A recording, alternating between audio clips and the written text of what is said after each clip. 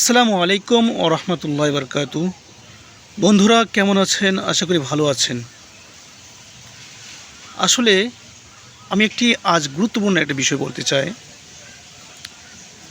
সময় কাকে বলে?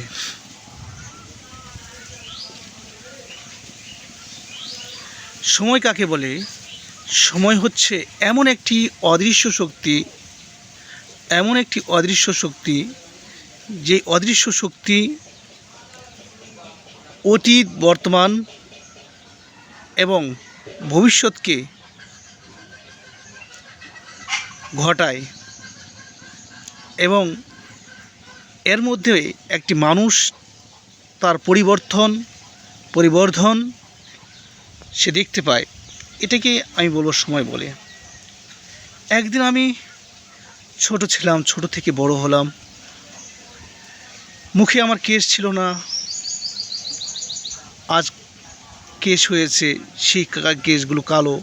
কিছুদিন পরে এই কেশ রূপ পরিবর্তন করে সাদা হয়ে যাচ্ছে, চুলগুলো সাদা হয়ে যাচ্ছে। বারবার দেখছি নিজের পরিবর্তন, দেখছি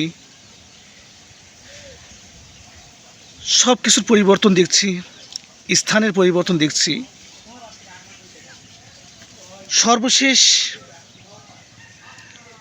জীবনের কথা স্মরণ হচ্ছে যে আমি মরণের প্রতি ধাবিত হচ্ছি। মৃত্যু আমার প্রতি ঘনিয়ে আসছে।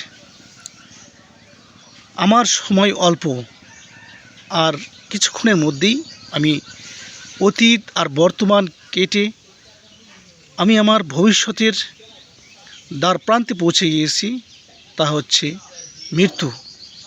তাই আমি বারবার আমার সময়কে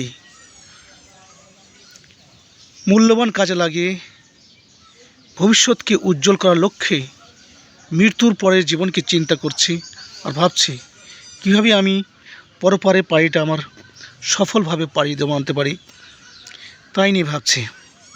তাই আমার জন্য সকলে দোয়া করবেন, আমি আমার জীবনকে যেন সুন্দরভাবে পরিচালিত করতে পারি। সফলতার যেন ইহকাল ও পরকালের সফলতার যেন শীর্ষে থাকতে পারি। ভালো থাকবেন, আমার জন্য দোয়া করবেন।